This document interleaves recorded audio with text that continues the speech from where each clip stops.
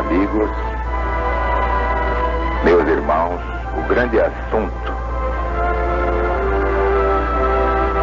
o grande objetivo do meu livro Mensagem de Jesus para os Sobreviventes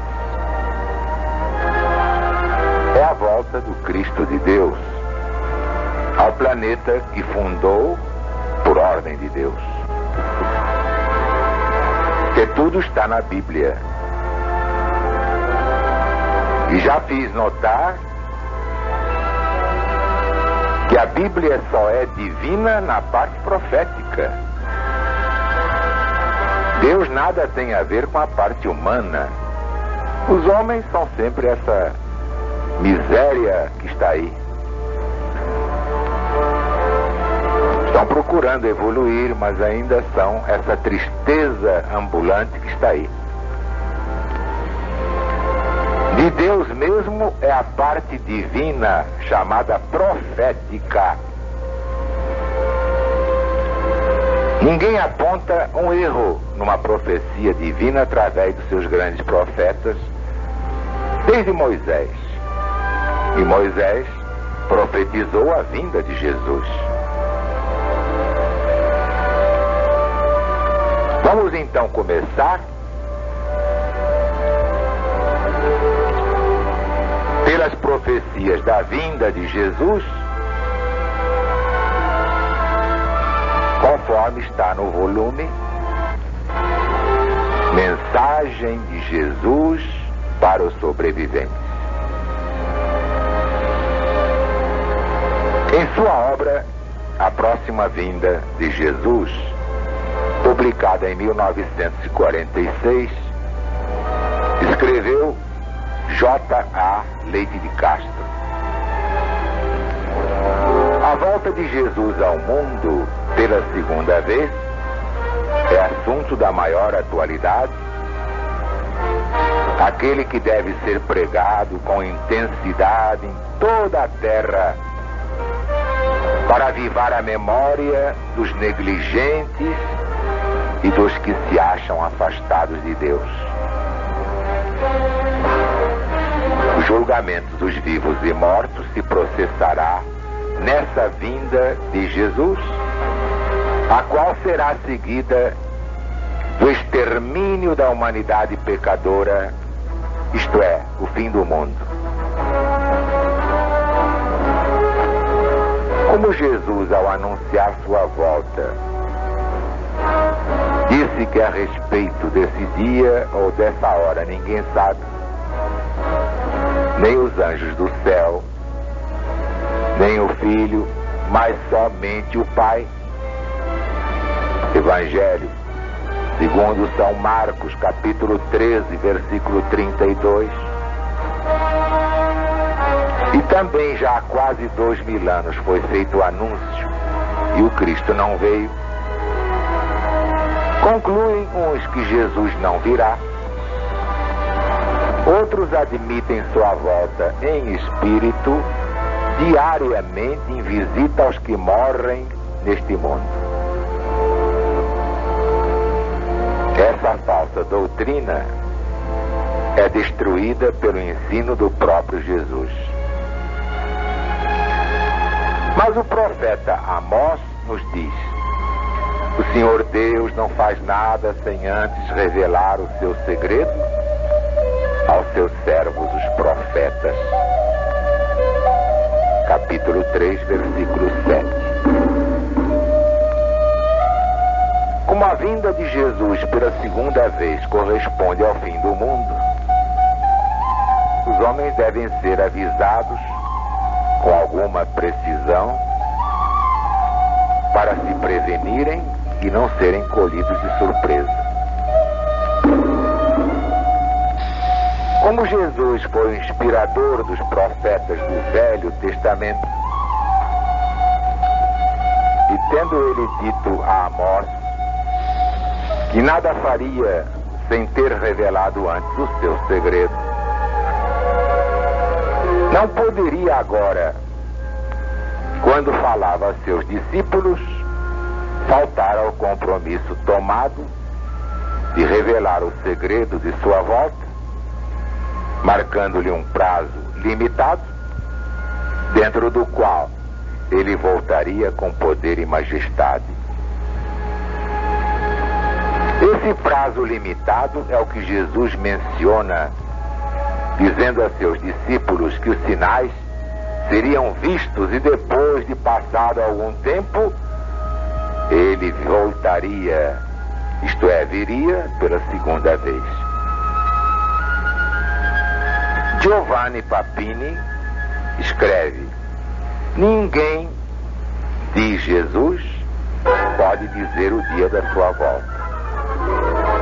Mas se Jesus não anunciou o dia, revelou as coisas que devem acontecer antes desse dia.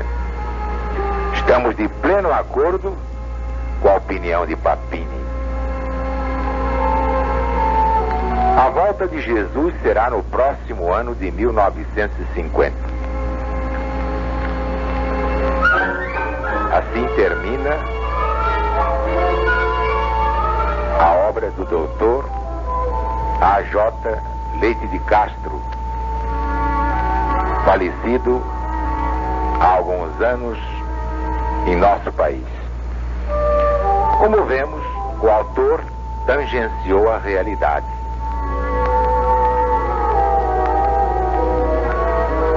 Em 1950, exatamente a 1º de janeiro, dia da confraternização dos povos, veio a este mundo a Legião da Boa Vontade. E a LBV é o novo nome de Jesus. Quanto aos salvos, que diz o Divino Mestre? Convém reler a oração de Jesus ao Pai, no capítulo 17 do seu Evangelho segundo São João, que eu sintetizei para as joias do bom pensamento. Pai, é chegada a hora. Glorifica teu Filho, para que o Filho te glorifique, pois lhe conferiste autoridade sobre toda a terra, sobre toda a carne, a fim de que ele conceda a vida eterna a todos os que lhe deste. E a vida eterna é esta: que te conheçam a ti, o único e verdadeiro Deus, e ao Cristo que enviaste. Eu te glorifiquei, consumando no mundo a obra que me confiaste para fazer. E agora, Pai, glorifica-me contigo mesmo, com a glória que eu tive junto de ti antes que houvesse mundo. Revelei teu nome aos homens e mulheres que me deste na terra. Eram teus e os confiaste a mim, e eles estão vivendo de acordo com a tua palavra. É por eles que eu rogo. Não rogo pelo mundo, mas por aqueles que me deste do mundo, porque são teus. Já não estou no mundo, mas eles continuam no mundo, ao passo que eu vou para junto de ti. Pai Santíssimo, guarda-os em teu nome, para que eles sejam um, como nós somos um.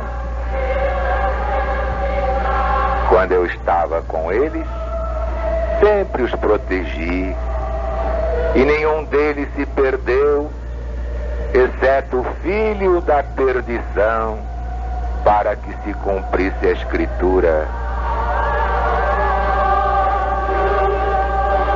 Não peço que os tires do mundo, mas que os protejas do mal. santifica-os na verdade. Tua palavra é a verdade. Não rogo somente por eles, mas também por aqueles que creram em mim, por meio da sua pregação. Eu lhes transmito a glória que me deste, ó Pai, para que eles sejam um, como nós somos um.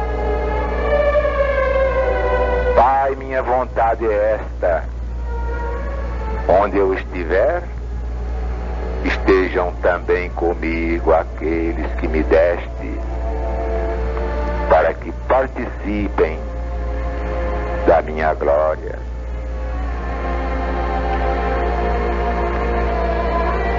Irmãos legionários prestaram atenção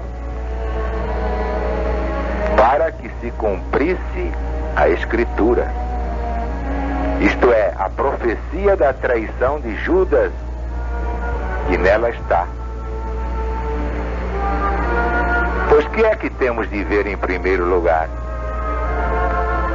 Em primeiro lugar, o Apocalipse de Jesus segundo São João, porque explica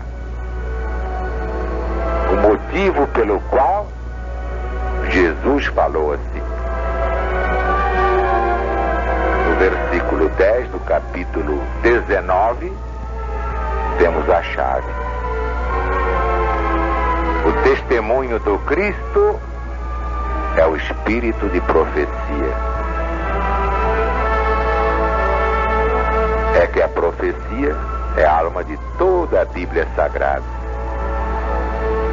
Os evangelistas e os apóstolos, que aparecem como autores do Novo Testamento, sempre se referem às profecias do Velho Testamento.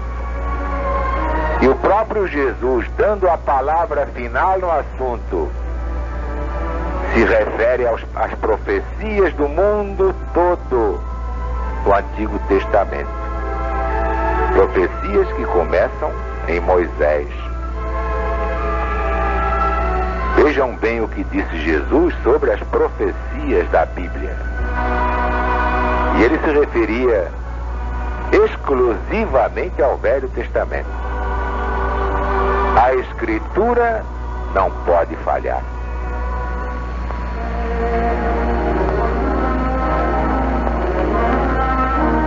Ora, as profecias cumpridas à risca são a prova da origem divina da Bíblia. Daí as expressões dos autores sagrados do Novo Testamento. Como afirmou o profeta, como está escrito, para se cumprir a Escritura. O próprio Jesus disse, falando de Isaías: hoje se cumpre em mim esta profecia. Portanto, ninguém se iluda. Se a Bíblia está de pé até hoje, resistindo ao materialismo iconoclasta, é porque suas profecias se cumpriram e se cumprem completamente.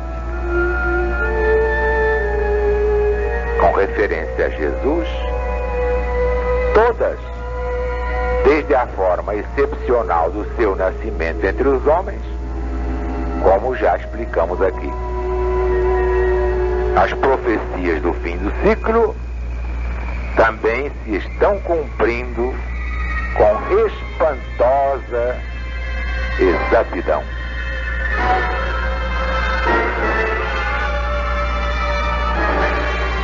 Ninguém se atreve a contestar a infalibilidade de Deus na Bíblia Sagrada, claro, na parte profética. Diz velha sentença iniciática: Deus escreveu a história com antecedência e lhe deu um nome, profecia. O catolicismo e o protestantismo não sabem explicar como Deus agiu assim, como um ditador, é que não conhecem a lei universal da reencarnação. Ora, digo eu, a chave da profecia é exatamente a reencarnação, que não é propriedade do Espiritismo, porque já era ensinada muito antes da vinda de Jesus a este mundo. Por ordem dele mesmo era ensinada. Portanto, eu lavro a minha própria sentença. A lei divina, julgando o passado, determina o futuro. Futuro de cada criatura humana. Futuro de cada povo ou nação. A semeadura é livre porque Deus respeita o livre-arbítrio de cada um. Mas a colheita é obrigatória. Cada um, homem, povo ou nação, recebe os frutos bons ou maus da sua semeadura própria. Como diz Jesus no Apocalipse, a cada qual de acordo com suas obras. E é por isso que para os verdadeiros intérpretes da Bíblia, o futuro é um livro aberto. E diante dos fatos consumados, em que situação ficam aqueles que se orgulham de ignorar a Bíblia? Isso explica o desígnio divino da quarta revelação. Ora, espiritismo sem Bíblia seria um corpo sem alma. Advertiu Allan Kardec. A Bíblia está certa, errados estão aqueles que não a sabem interpretar. Os erros da Bíblia são consequência natural do estado evolutivo dos seus autores. Exemplo, Paulo de Tarso, fariseu, filho de fariseu, trouxe do judaísmo para o cristianismo ensinos que se opõem aos do próprio Jesus. Mas são erros pessoais, e nem eram erros para a maioria na época em que foram escritos. Mas essa é a parte humana da Bíblia. Deus não tem nada com isso. LBV já esmiuçou tudo isso quando tratou de alma e espírito, espíritos de luz entre o bem e o mal, Adão e Eva, o casamento de Caim e tantas outras coisas que o materialismo dialético rejeita na sua concepção de história. Ora, tudo isso explica a necessidade das revelações progressivas, cuja finalidade, traçada pelo próprio Jesus, é corrigir, atualizar a parte humana da Bíblia Sagrada. Portanto, com todos os seus erros, de origem exclusivamente humana, a Bíblia continua certa, como demonstra a doutrina do céu da LBV. Continuaremos o estudo diário das 21 chaves, até que todos compreendam quando Jesus voltará. Que a paz de Deus esteja com todos. Deus está presente.